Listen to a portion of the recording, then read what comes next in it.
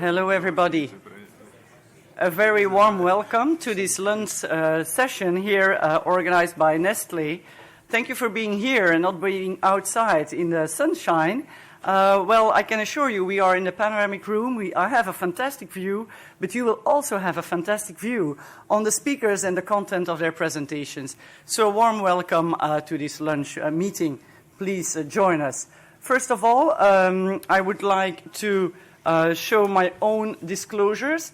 I am an intensivist, I'm a surgeon by background, and an expert in clinical nutrition. So I'm very happy to be joined here today by two excellent speakers that we have. And first of all, we have Professor Dr. Arthur van Zanten, who is very well known. He's a background internal medicine, which is always very good to be intensivist and internal medicine specialist.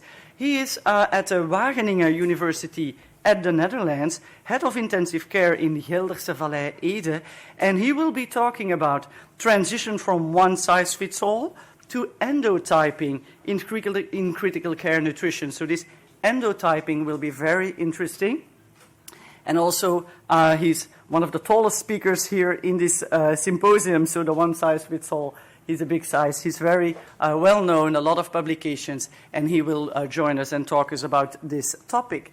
But we are also very happy, and once again, thank you to Nestlé for organizing this and having the opportunity today to share with you our thoughts. We also have Professor Dr. Pierre Singer. In the world of nutrition, once again, a very well-known and renowned researcher, clinician, and speaker. And his background is now in the Herzliya Medical Center in Tel Aviv, and also in the Research Institute Rabin Medical Center in Israel. So we have two excellent speakers, and I am sure that they will live up to it. Professor Singer will be the second speaker on harnessing AI for tailored patient care in nutrition therapy. But we will first give the word to Professor Arthur van Zanten for the first lecture. The floor is yours.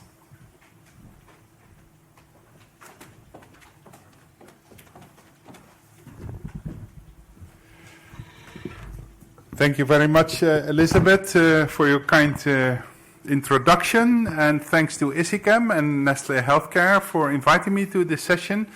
And I would like to address a very, interesting topic. I feel it's very important, and I will try to bring you into the world of personalized nutrition, precision nutrition.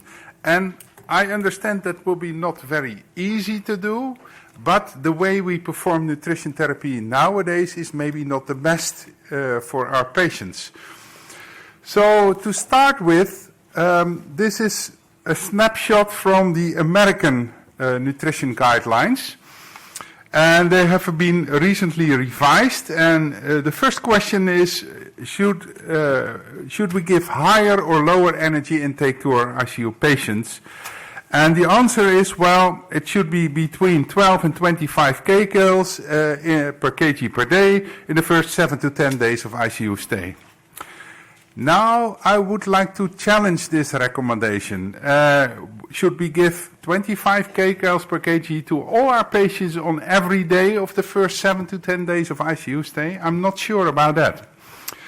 And what about, should we dose it based on our body weight? Now, what about proteins? They had a recommendation of 1.2 to 2.0 grams of proteins per day per kilograms of body weight. Should it be total body weight or another way of calculating the dose? And should it always be the same? So these are the questions that, led me to think about, are we doing the things we have to do? Now here you see my disclosures. I've given lectures to all nutrition companies, and I'm also the chair of the FREM sections, that ISICEM section on feeding, rehabilitation, endocrinology and metabolism. So very involved in the field of sepsis and nutrition. Now you've seen these publications over and over. So this is what we think should be the energy intake in the first 7 days of ICU stay. And when you do indirect calorimetry, you get a reading of resting energy expenditure based on the Weyer equation. And we know now that giving not the full 100% during the first week is probably in the best interest for the patient with respect to mortality outcome. So the optimum is maybe slightly hypocaloric, around 70 to 80% of the resting energy expenditure. And we know from others that have studied this based on the resting energy expenditure measurements that 10% overfeeding an individual patient, so when you go over 10% of their individual indirect calorimetry measurement, already leads to increased risk of morbidity and mortality. So overfeeding is not very good for our ICU patients, and there are many reasons for that. I've summarized a few of the consequences of early overfeeding in ICU patients. So we should prevent that. And when you give enteral nutrition, maybe the patient can do something about it. You can make GRV, gastric residual volume, you can make diarrhea or so, but with PN, there is a 100% bioavailability, so we have to be careful not to overdo this and not to give too much of the calories in the early days of critical illness. Now, there is one essential difference with you as healthy persons. You start eating now. Maybe you did skip breakfast and had your dinner last night. Then probably your stores were used to provide you energy during the morning. So glycogen breakdown for glucose, lipids were broken down to free fatty acids, the muscles for amino acids. So that's the normal catabolic response. Now you're eating. The moment your macronutrient levels in the blood go up, your glucose, your carbohydrate levels, you start producing insulin. And at the same time, you will block the breakdown of your body stores and you start building up. That's the normal anabolic response. It does not happen in ICU patients, at least not in the early phase of critical illness. So we have a lot of inhibitable endogenous energy production.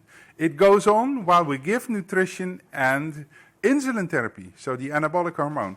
But many patients in the ICU in the early phase have insulin infusion while having high glucagon levels, so the catabolic hormone. So there are all catabolic processes going on.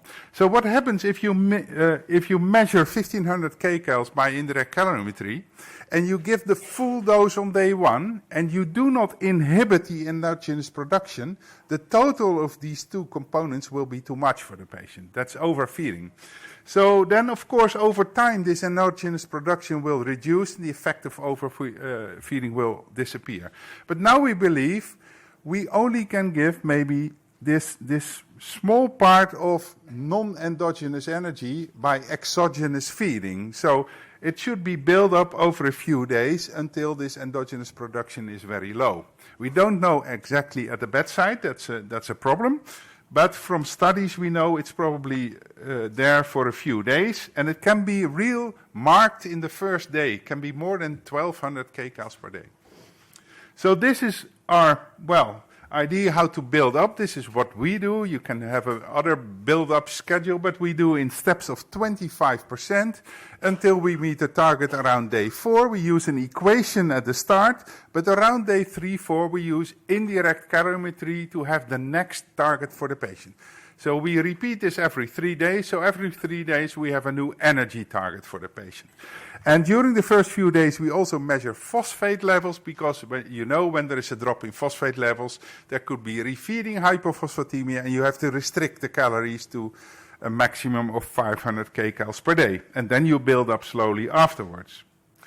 Of course, you also, when you prescribe nutrition, you have to take into account the non-nutritional calories from glucose, dextrose, from propofol or citrate, because that's also nutrition. It's non-protein nutrition, so you have to take care of that. When you reduce your tube feeding or parenteral nutrition, you will reduce also the protein intake. So maybe you have to use some protein supplements to meet the protein targets then. Now, we have learned that there are many equations, and all the equations are not that good.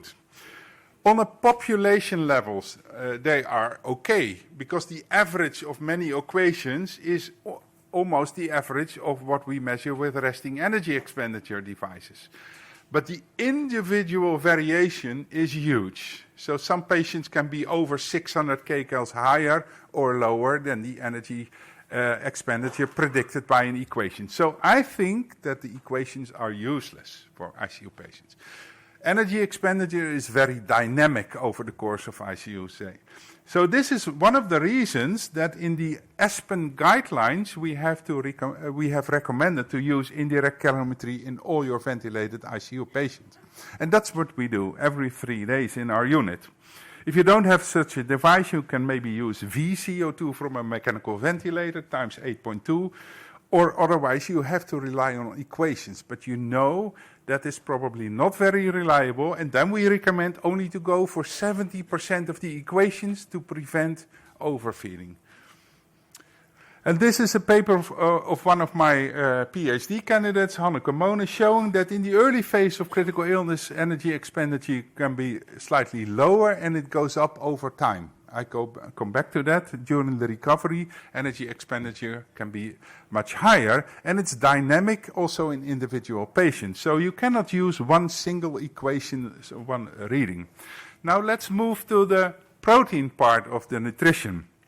How can we use protein intake and know what's in the best of the interest of our patients? Now, older studies have shown that when we increase the protein dose in the nutrition, this was parenteral nutrition, increasing the dose from 1.1 gram per kg per day to 1.5, you see there is a mitigation of the muscle mass loss. So ICU patients have huge muscle mass loss. It was estimated to be over 1 kilogram per day in patients with multiple organ dysfunction syndrome. So you can see higher protein dose, maybe less muscle mass loss. And that's why many nutritionists and intensivists and dietitians are protein lovers. We need to give more proteins, and that's better for the patient. But we, some time ago, did this retrospective analysis of our database of patients in the ICU, and we found something interesting. So here you see the 6-month mortality on the y-axis and the days in the ICU on the x-axis. And we made 3 groups. So patients with a low protein intake, an intermediate intake on that specific day, or a high intake. Now you can see the green bars, the high intake, there's nobody in the first day. So it's non-achievable to get a very high protein intake on the first day. But you see on day 2 and 3, there was already some patient with a very high protein intake, but it was associated with a high mortality. And in the rest of the week, it seems to go down. And in the blue bars, you see the low protein intake. When it was low in the first few days, mortality was low, but when you kept on giving a low protein intake, the mortality seems to increase. So we mixed all the data again, and we made Kaplan-Meier survival curves. And in the lowest line, the blue line, you see the patients with a protein intake of less than 0.8 grams per kg per day all the time, on every day in the ICU. Now you see a slightly better survival in the patients with an intake over 0.8 grams per kg per day. That's the middle line. But the best group was low in the first 3 days, progressing to high in the second part of the week, suggesting that there is some kind of metabolic timing effect of the proteins. So maybe patients are not able to handle proteins the same on day 2 as compared to maybe day 7 or so. So this is one of the reasons maybe that also in the guidelines we have stated you should give at least 1.3 grams per kg of proteins. That's slightly higher than for normal. We have probably enough with 0.7, 0.8 grams per kg per day. And there's this word, can be delivered progressively. So maybe we also have to slightly increase the protein dose over a few days until we meet the target. And now it becomes a little bit more simple, but because when we also progress the proteins to the target gradually, we can use energy and protein in tube feeding or parenteral nutrition and just gradually increase the dose over a few days. And that's what we do now, a stepwise approach. Now, there have been published many studies, and we felt that the more proteins, the better the outcome. But now, after the publication of the EFFORT trial, and more studies are upcoming, the PRECISE trial we did in the Netherlands and Belgium, and the protein target trial in Australia. So at the end of the year, we know the answer, and we see here that my idea is that somewhere over 1.6, 1.7 grams per kg, there could also be induction of harm in some patients, maybe not in all. And maybe when you go very low, with a very low protein intake, there could also be an increased risk of mortality. So probably also for proteins there is a U-shaped curve. But we have to do more research to find out exactly where it is and what are the individual differences. Now, I have two male patients here with pneumosepsis in our ICU, weighing 100 kilogram, 180 meters height, and a BMI of 30.9. So how much proteins would you give to this patient? You can maybe use adjusted body weight, but let's make it simple. We use 1.3 times 100 kilogram, so 130 grams of proteins. Now what we do not target the proteins based on the total body weight any longer, because we believe when you dissect the body into its body components, and you can do that using BIA, bioelectrical impedance assessment, at the bedside with this kind of technique. And the lean body mass, or the fat-free mass, is bone, muscles, and organs. It's not the fat mass. And we believe that proteins are not so necessary for the fat mass component. So then we have to target the proteins on the muscle mass, so the fat-free mass. And we tested this concept in COVID-19 patients. We did a lot of bioimpedance assessment there, but there's one problem with BIA. It sends an electrical stimulus through the body of a patient and it's measured. But when there is increased water or edema in the patients, this will be considered to be fat-free mass. So you get an overestimation of the muscle mass. But because of these devices use multi-frequency, we can measure the intracellular and the extracellular water, and there is a normal ratio of 0.38. So when this ratio is elevated, we know there is edema, and we can adjust for this factor. This is also done in dialysis patients to find the dry weight. So what is the optimal body weight for dialysis and removal of water? So this is what we do then. We adjust with this equation the BIA to a standard dry weight fat-free mass. And then we use this fat-free mass to calculate the protein needs. And when you use the fat-free mass, you cannot use 1.3, but then the same is about 1.85 grams per kg of fat-free mass. Okay? And then we adjust the ratio, and so these two males were measured. They had the same body weight on ICU admission. The actual body weight was different, 104, 102. And then we calculate this, and you can see that the adjusted fat-free mass, if you wish the muscle mass of the patient, there is almost a difference of 30 kilograms of muscles. So one patient is more sarcopenic obese, so a lot of fat, high body weight, and low muscle mass, and the other is very muscular. So probably we should give them a different protein dose. So now you see 150 COVID-19 patients, and you see, well, that the females have a lower lean body mass than the males. Is that a surprise to you? That males are more muscular? Probably you knew that, average, but many equations are exactly the same. So the protein dose for males and females, 1.3 grams per kg. Maybe we have to do that different. But also, these two males with a body weight of 100 kilogram, as you can see here, this one has a much lower lean body weight than this one. So based on the total body weight, you cannot predict the muscle mass. You know that.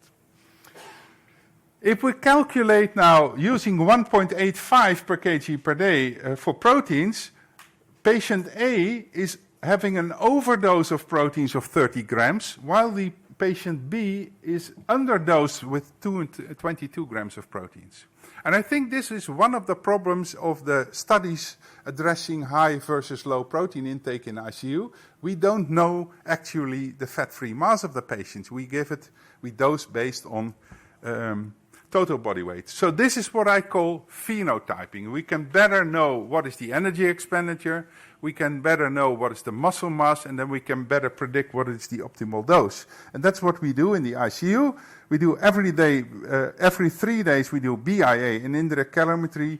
We use the adjusted fat-free mass on ICU admission times 1.85 grams per kg per day for the protein dose, and we adjust the energy based on the indirect calorimetry over time. And I show you some preliminary data of a study we did. We have a large cohort of patients that were in the ICU for a long time. So you see 10 measurements. That means ICU stay of 30 days, every 3 days a measurement of BIA. And we separated the groups in 3 groups. When you had a protein adequacy based on this fat-free mass times 1.85, so their individual target was optimal, more than 90%, between 80 to 90, or lower than 80%, you see that the muscle mass loss was more profound in the patients that did not achieve this individual target. You may say, so what? When we do exactly the same analysis and we insert the total body weight times 1.3, any association is gone. So it suggests that we have probably to dose the proteins based on the individual protein muscle mass of the patients. And this is what I also have written in this editorial in Current Opinion. We have to move on to the next step, and that's endotyping. Because we had this effort trial, a very high protein trial, performed by Darren Hyland and co-workers, published in The Lancet, and they aimed for a very high protein intake. They achieved slightly lower, but still a huge separation between 0.9 in the standard group and 1.6 grams per kg per day in the high group. And actually there was no difference in the primary endpoint, but they saw increased risk of mortality in the patient with AKI, without dialysis, so with renal failure, and high SOFA scores, suggesting that these patients cannot handle the high protein dose. And then they did a post hoc analysis looking at the urea levels. So when you give a lot of proteins and they cannot be used for muscle protein synthesis in the muscles, they have to be abolished. So they will be metabolized to ammonia, to urea, and you find high urea levels in a way to remove your overdose of proteins. So urea could be some kind of biomarker. And what they found is that the negative effect of the high urea dose, of the negative effect of the high proteins given, was driven especially among those patients with a high UCR, with a high urea to creatinine ratio. So that suggests that maybe urea could be a biomarker of harm when you overdose proteins. And why could it be? Well, this is the cell. These are the mitochondria. We have mitochondrial dysfunction during critical illness. So the ATP production is reduced. And when there is an energy deficit in cells, the signaling to the nucleus of the cell will tell the nucleus, reduce protein production because we have a lack of energy. So lack of energy, critical illness, is a proteostatic condition. Now, is it very helpful to give a lot of proteins then? Maybe not, because it cannot be utilized by metabolism, and then only urea production will be the result. And this is an example of one of our patients, was in the ICU for a very long time, 75 days, was on nutrition exactly 1.3 grams per kg per day after a build-up of 4 days. No gastric intestinal problem in this patient, it was a neurological problem. And you see in the upper part of the slide, you see the serum creatinine levels. And what you see is slightly declining creatinine over the time. This patient didn't have any renal failure. What is the reason? The loss of muscle mass over the time in the ICU. You see a slightly decrease in creatinine. But in the lower part, you see the urea-creatinine ratio, if you wish, because the creatinine is not that different. It's the course of urea over time. You see there are these increases in the blue curve. And every time we had an increase in CRP in red, first in admission, there was an infection. After some time, we saw a line sepsis, so a bloodstream infection. And at the end, we had a ventilator-associated pneumonia. And every time after this episode, we saw an increase in this UCR for 10 to 12 days, suggesting that metabolism changes according to the inflammatory status of the patient. And during this episode, the patient was not able to handle all the proteins for muscle protein synthesis. So maybe we can use this urea or UCR as a biomarker for metabolism. And then we have something for endotyping. Then we know what is the metabolic fate.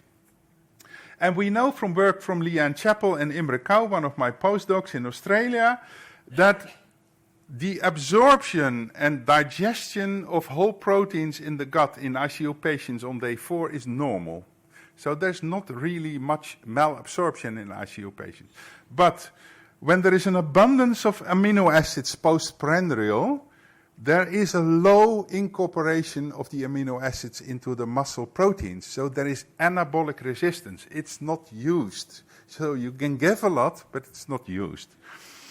Now, to summarize my presentation, this is what we do now. I think the outside of this, I'm sorry, go back. The outside is one size fits all. Use just an equation. You give every day exactly the same, 20 kcals per kg per day, 1.3 grams of proteins. That's what most of us do. The next step could be measure indirect calorimetry and go for the energy expenditure of your individual patient. Maybe use BIA to calculate the muscle mass of the patient and dose the proteins according to their individual muscle mass. But the next step is to monitor the endotyping, the metabolic fate of the macronutrients we give. Can the patient handle the macronutrients we give to the patient? So then it becomes more complex and we need more biomarkers. Maybe that urea-creatinine ratio is one. Maybe a high insulin dose could be something for energy. Maybe a high RQ predicts overfeeding, but it's a challenge to know exactly what to do. And we have these phases. I published this paper with the chair of this session, Elisabeth de Waele and Paul Wischmeyer, because we believe also over time we have to increase the nutritional dose during the recovery, both for energy and for protein intake, because we need to repair our tissues and hopefully get some of the muscle mass loss back. Okay, I conclude. So I've showed you that we need to have a shift in approach from one size fits all to individualization, to precision nutrition therapy. We have to gradually progress in the early phase, but then we have to find out what is the optimum for this individual patient. And then we have to dose and time energy in proteins and micronutrients in a customized approach for optimal patient response. And we have to measure this response, but still very difficult at this moment. So the challenges in the individualization are, of course, the variability in the metabolic fate of the nutrients. We don't know exactly what will happen with what we give. And that will be the future. Maybe the next speaker can address this, whether AI or that kind of techniques can help with us. So we are on the quest of searching for the new biomarkers to help with this kind of strategy. And of course, we have to continue efforts in advancing nutrition therapy in critical illness. With that, I'd like to conclude and thank you for your attention. Thank you. Thank you very much, Professor Van Zanten, for this excellent overview, a fantastic view on individualized protein approach. We are really taking knowledge and probably clinical practice to the next step. So thank you for this enlightening presentation. Please, Professor Singer, we will now go to the next speaker, as we said, and we will have a look at what technology and what a lot of data can bring to us once again, both from a knowledge perspective, but also from clinical implementation. So please, Professor Singer, the floor is yours. Thank you very much, Elisabeth, for your nice introduction. Thank you for Nestlé giving me the opportunity to present to you some advances in terms of machine learning and artificial intelligence regarding some of our big challenges today, how to feed patients. These are my disclosures, and definitively my main message will first recognize that we are confused by many of the papers that have been published recently, finalizing a big research with neutral results. And in the other hand, we have in our hands large databases, and we should try to find out what are the solutions using this database and trying to forecast what will happen to our patients and finding a better approach than only what we are recommending. I have to apologize about the guidelines. The guidelines are really a way to start and to try to prescribe the best nutrition. However, it is definitively a one-size-fits-all approach. We are not able in the guidelines to give all the different situations and provide to the practitioner what are the finesse of a nutritional approach. And the recent studies on energy, on protein, on glutamine, on selenium, or vitamin C, or vitamin D, or vitamin B12, you can see a lot of papers regarding different high dose or low dose that doesn't give anything. And therefore, Arthur is telling us we should do personalized medicine. On the other hand, you use every day your GPS to know what is the best way to reach your home or your work or your place. And sometimes you have to change your route and not to give always the same therapy like you are changing your route in your GPS. And Arthur and Elizabeth also wrote papers regarding personalized nutrition and include artificial intelligence in this. So we will join in this venture to climb the artificial intelligence problems and giving you a first appetizer of refeeding.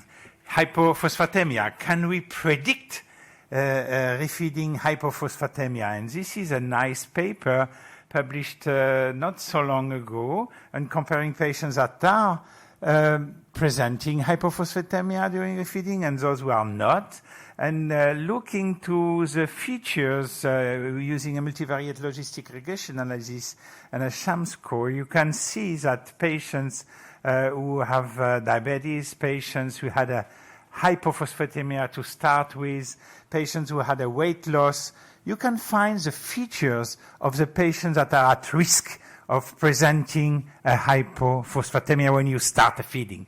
You can see that we are changing now our approach to feeding. We don't prescribe and look what will happen. We are looking to different features and try to prevent what we don't want to happen. So we decided in our team to take the large database that we have, since we are paperless from 2000, so we have minute by minute thousands of patients in our database. And we looked, for instance, in this 7 years of database, trying to find out all the parameters that are existing in our database, the demographics and the lab and the nurse notes and the vital signs and the medications and the fluid, etc., looking to also the 3 or 4 main issues of nutrition: the route, the timing, the dose, how much protein, and the outcome, which are usually the survival, the length of stay, of course. So when we have this huge amount of data, what we do is to take a part of the data to make the training. 70% of the data to do the training, to run the training in the database, and to evaluate. And then we go back to the rest of the data and we validate. So this is the way we are working. So to get the data is not easy. You have to be very careful with the data, not include everything. You have to clean the data. This is a lot of work. It's not just to not push on a button and get the data. You have to work on it. You have to process. You have to extract. You have to select. And you run then the model, and you get some algorithm, and you go back to the data, and you improve your algorithm, and you use other machine learning systems. And at the end of the day, you get something. And this something will try to help you to answer some questions. One of the first questions was to us, is feeding intolerance during enteral feeding an indicator of clinical outcome?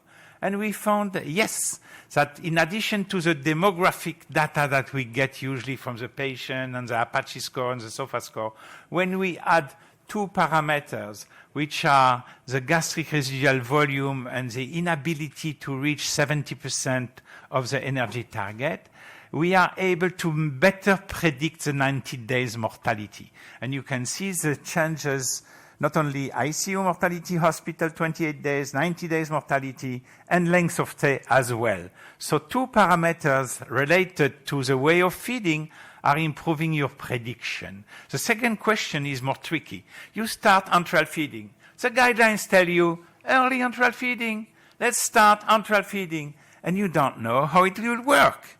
You don't know if you will succeed. Is it a possibility to predict if you will tolerate or not, the patient will tolerate or not? So we looked at this, and we found that actually the GRV at day 2 was indicative of a possibility of failure, in addition to the Apache and the SOFA and age, of course. And we looked a little bit more deep in that, and we definitively found that the day 2 of the GRV was a good information to predict the success on enteral feeding. We looked also to a large database, which is a Nutrition Day database that is also collecting thousands of patients all over the world, not only our single center. And we were happy enough to get this data and analyze them, and we presented this data in the last ESPEN Congress, and we found also that enteral feeding, and when you start the enteral feeding, is predictive of your tolerance to enteral feeding. Now, we were not alone to look at this. You can see here another paper looking to different machine learning systems to predict the success of enteral feeding. And in this data, you can see that patients who are suffering from sepsis, with a high SOFA score, with acute kidney injury and high fever, these are the patients that are the most intolerant to enteral feeding. Again, we are looking to not to give just because the guidelines are telling us, but we will try to find the best phenotypes for these patients that they will tolerate. Okay, now, we have to find out what are also which kind of enteral feeding we should propose, because we say that enteral feeding is something like is generic, but we have different formulas. This is a paper suggesting that when you use a 100% whey peptide formula, there was some better outcome regarding 30 days readmission in comparison to standard intact protein, a better GI intolerance, better tolerance to glucose as well. This has been summarized in this graph. So we decided to look at this as well. And in real life, you use enteral feeding, you may use a whey peptide, you may use a peptide plus another because you have to change, or you may use other formulas. And these are the populations that we were studying, which were quite similar in terms of Apache and SOFA, but not so much in terms of diseases. And we found that actually regarding the GI intolerance and specifically the GRV occurrences, if we put the RAF at 150, 250, 500, there is no change regarding the formula in the first week. But at the second week, there is a difference. And this difference is shown here. You can see that the symptoms are more frequent in the second week. And this is quite interesting because we were also always convinced that the first week is the time that there is the most occurrence of GI intolerance. So machine learning is another step toward personalized nutrition, and we have to learn it a little bit more. So here we summarized in this review the different papers at the lower part regarding the prognostic assessment. We did a lot of work on the enteral feeding intolerance, if it's helping us to know better about the prognosis of the patient or the residual volume levels, but also to predict patients with enteral feeding and with sepsis, what will be the GI symptoms to initiate the best time of enteral feeding. You can see that you have a lot of papers that are now accumulating to help us. Now, regarding enteral feeding, is it helping you when you start to enteral product because you choose some? Is it helping you? And the answer is yes. You can predict how much of feeding intolerance will happen when you choose some enteral feeding. It's, of course, after age, Apache, and SOFA again. But the enteral feeding is one of the features that is really leading. The gastric residual volume and the GI symptoms are also, of course, predictable. And you can see here that choosing some product will interfere with your outcome, not so much mortality, but hyperglycemia, which is significant, and use of prokinetics, which is a mirror of how your patient is tolerating enteral feeding. More you are using metoclopramide or erythromycin, more your patient is intolerant. So you can see here, in comparison to whey protein, the feeding intolerance is more frequent with other formulas or with when you have to change formulas, hyperglycemia as well, and there is a strong difference about prokinetics. So again, when you look to the prediction, enteral formula choice is helping you for the feeding intolerance. Hyperglycemia as well, and prokinetics, as I said, definitively you can see the differences. In the multivariate logistic regression analysis, you can see that feeding intolerance and prokinetics are really making a big difference when you choose a specific enteral formula. Now, we have this protein dilemma since we have more and more studies and meta-analyses telling us that we are not helpful when you choose a high or a low protein administration. And our guidelines are telling you that we should give 1.3 progressively, but the evidence is not very strong. And of course, not all the ICU patients are the same.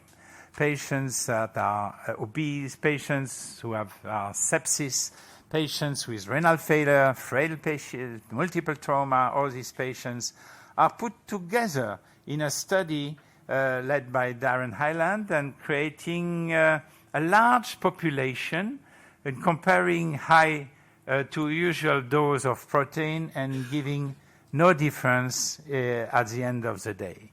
However, it seems that patients that are malnourished have a worse outcome in comparison to the normal nourished. This was the only thing, this was a post-hoc analysis. We were inspired by some studies that were looking to not only the protein dose, but also the energy dose.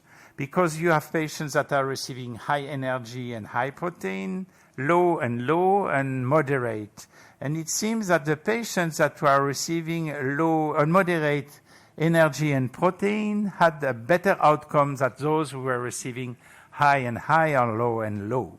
So we looked at this triad of route, dose, and timing in our large database, and we decided to look to this moderate energy group. And we decided to look to the moderate energy and compare them if they were receiving high protein or low protein. You can see that we had enough patients to compare, and we looked if they were surviving or not surviving. And we found that actually the phenotype of the patients that were surviving with high protein and moderate energy were younger, they had a higher BMI, they were less septic, and they had pulmonary comorbidity, which is a field that is not so much looked at. So you can see that not everybody is reacting the same way to a large amount of protein. Even so, he is receiving moderate calorie intake. And this may help us to maybe target better what we want to administer to our patients. Now we look to another part of patients which is in the acute phase but a prolonged way of stay in the ICU. And we took the recommendations of the ISICEM guidelines, taking a group of patients who had measured energy expenditure. Because all the studies that you look, the large studies, are not using measured energy expenditure. They are doing predictive equations. And you don't know if the energy that they are receiving is what they are requiring. So we looked to patients in our database that were staying longer than 10 days, and they were receiving more than 70% of their measured energy expenditure. And we compared two groups of patients, the patients receiving low protein and the patients receiving high protein.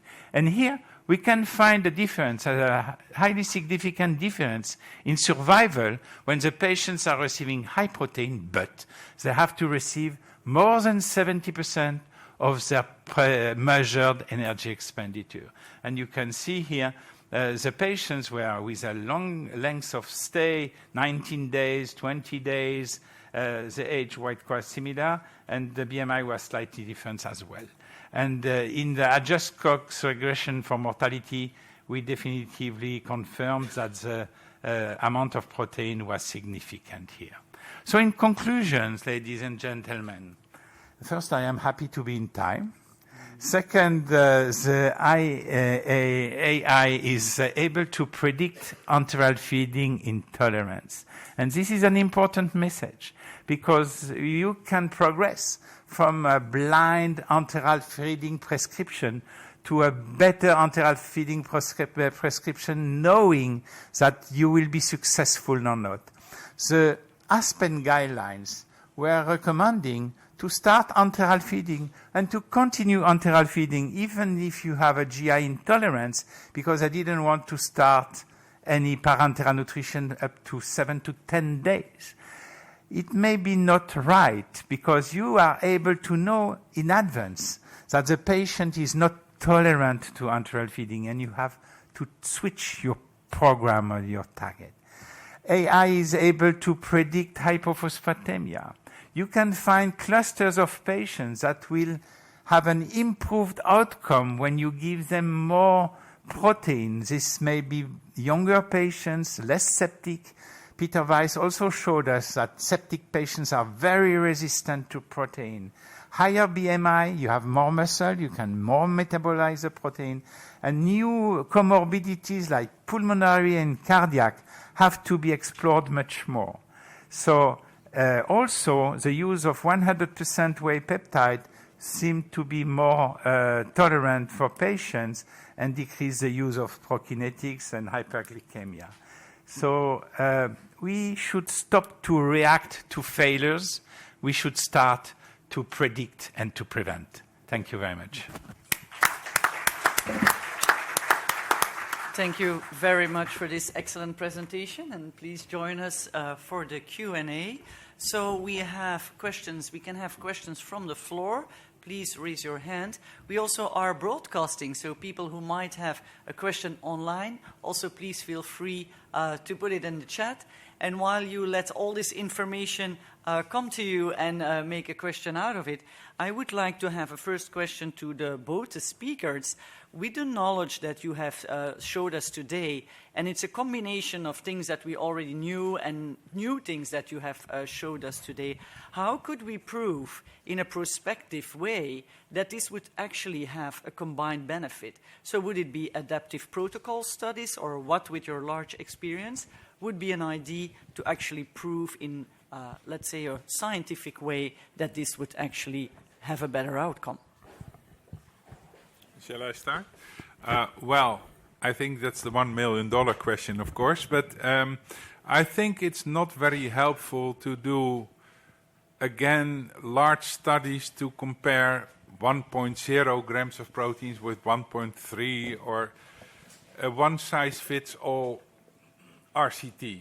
So if we want to do new studies in the field of critical care nutrition, I think we have to at least have some aspects of individualization. And it can either be models like Pierre alluded to with AI, predictive models of certain metabolic consequences of our nutritional interventions, or what I showed, maybe using techniques like indirect calorimetry and BIA or so, and maybe also to use monitoring. Because when you give your patient potassium in the ICU, when you have a low potassium level, you will probably not calculate the total body needs based on sex, body weight, height, and you say, my patient needs 41 millimoles of potassium. You just start giving something, and you measure the response. When it's okay, the potassium, you stop. When it's high, you stop. When it's still low, you increase the dose. So we're used to monitor the effect of our interventions. And with nutrition therapy, I understand that it will be very difficult to do, but we have to understand that the same potassium dose for our patient on day 2 may not be the best dose on day 7. And that's the same for all the things we do in ICU. But we have to learn also that this could be similar for critical care nutrition. Well, first of all, regarding AI, prospective studies are difficult to achieve. And you could listen to a lot of talks in this Congress regarding AI. The program is full of topics regarding AI. And most of the studies are retrospective and then validation. But prospective studies telling to your patient, you can choose or my decision or the computer decision, what do you prefer, is a little bit challenging. So we will have to validate at the end of the day the process. And I think that we are on the way, but we have to more look at the data and the data that, Arthur, you are accumulating with energy expenditure and body composition is very important for analysis of artificial intelligence because you are increasing the phenotype possibilities. And then you don't need a prospective randomized study because you will be analyzing the results of what you are doing in comparison to what are your measurements. And you will see if you are giving more or less in comparison to the measurement, how the outcome is coming out. So in this way, you are able to create a better understanding of what's going on. And it's very complex because it's dynamic. And you showed also that when you are giving the certain dose in the beginning, it's different at the middle and it's different at the end. And when you look to the studies, they give also and so. And they don't understand the differences in the physiology and the evolution of the patient. It's a nonsense to give the same dose from the beginning to the end of an ICU stay because the patients are changing. The muscle mass has disappeared and the weight is different and you are working only per kilo. So you have a lot of complicated issues to solve. So to answer to your question, I think that accumulating a lot of data, sharing the data, sharing the expertise, trying to put beside the prospective randomized studies that have failed, not only in our field, by the way, in most of the fields in ICU. Of course. Thank you very much for indeed agreeing with us that also individualized research is necessary because, as you stated, we will not get the answers in this large variation. I also have a question, and also I was personally practically intrigued when I saw your publication on the failure or the feeding intolerance, let's say, of patients with a certain profile. You would have the old male patient with a high fat mass and a sepsis, and you could actually be almost sure that this therapy will not work. Enteral nutrition will always be the first choice, and you will ramp it up. But as you showed in your conclusion, now we are running behind on the facts that we in fact already know. So from a clinical perspective, could we somehow implement this knowledge or even have a decision support where you say, okay, we could already know that in this patient it's not going to work, so let's have a combined strategy, which is also in line with recommendations. You are able to do that. But do you think that we can have a clinical implementation from what we have learned here today? I think certainly yes, but you have to take into account that the units are different from one place to the other, and the populations are different. And you have units with a length of stay of 3 days, and others with a length of stay of 10 days. This is not the same population. So we will not be able to recommend the same approach to all these populations together. So when you want to use or you apply the artificial intelligence, you have to run the algorithm in each department and reinforce the results and adapt the results to the specific population. It's personalized, but also for the department, not only for the patient. Of course. Thank you very much. We talk a lot about quantity, quantity of protein, quantity of energy. We have the protein lovers, the energy lovers here on the table. But the question about the quality was also addressed. A practical question once again. With the data that you have showed today, would you say that like the whey protein could be an option for when you have a patient with intolerance? Or would you just say maybe it should be like the standard? So what is your opinion with the data that you showed? It seems that when you use whey protein, you have a better outcome in terms of intolerance. If you switch from one to the other, I'm not sure that you will get the same results. So you have a message here, but definitively you have to think if you want to start with that or to keep it as a second choice. It's an issue. Professor Van Zanten?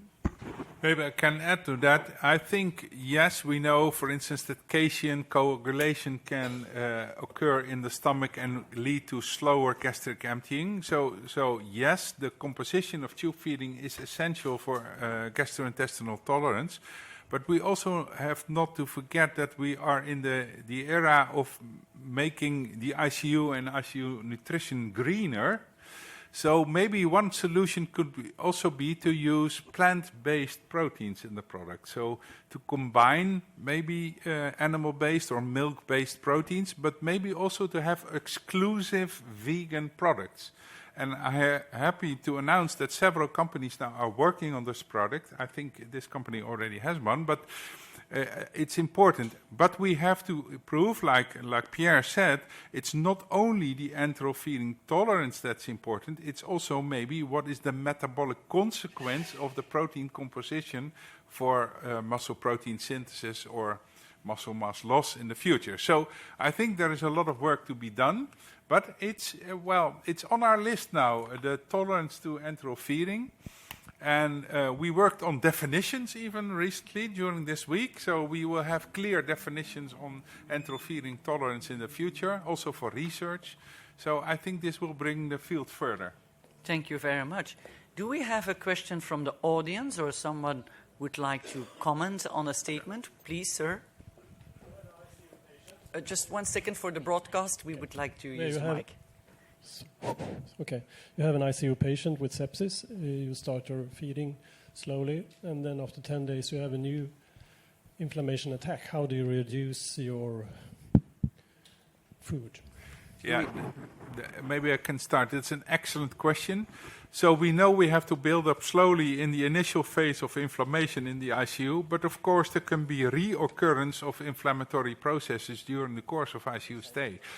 And what we see in many patients now monitoring UCR, that we see an increase in urine creatinine ratios, possibly telling us that the dose at that time, because then we're at the full dose after some time, may be too much. We have to be careful. There is no proof that reducing the intake at that time leads to a better outcome. It's highly likely because UCR is associated with worse outcome, but we don't know that yet. But we are now in a process of having a historical cohort of 1.5 years using dosing on total body weight. Now we're in the cohort dosing based on fat-free mass, and we will incorporate UCR data also to see what is the effect on outcome. So I think in 1 year or so we'll know a little bit more, but it's a challenging concept because when you have a huge inflammatory, re-challenge in an ICU, probably endogenous energy expenditure will also increase again. So maybe we have to reduce the nutrition. But I'm not aware of any studies that have studied this, that it's essential to do. But it seems from a metabolic perspective, seems to be highly likely that we have to do it. Do you do it, Pierre? Thank you to bring us back to clinical practice. Yeah. Definitely is a challenge because the patient with this second hit is changing his metabolic rate, is increasing again his catabolism, and he already decreased his muscle mass, and you are reluctant to decrease his protein load because you are afraid that you will be in a negative nitrogen balance again. But the anabolic resistance is back again. These are not the patients that have been included in studies. These are patients, this period of time, it's or the patient is recovering or is staying as a chronically critically ill patient, but you don't say, oh, the patient has a recurrent sepsis, with septic shock again, of a VAP and so on. And this population is not well studied. So we don't know exactly. For energy expenditure, it is. But for management, what to do with these patients to go back to the start or to continue the same way or in between, you don't know. Okay, thank you very much. May I please maybe ask you to walk up to us after the session, because we are going a little bit over time, but please feel welcome to join us after the session. So I would really like to thank you to be here today to think about the concepts. I would like to thank both of the speakers that have talked about endotyping in critical care nutrition by Professor Van Zanten, harnessing AI for tailored patient care. And I exactly also want to, of course, thank very much Nestlé today for having us here, for organizing this, and for making knowledge transfer possible. And it will also end in a better care and a better nutritional care. So thank you very much. Thank you, everyone.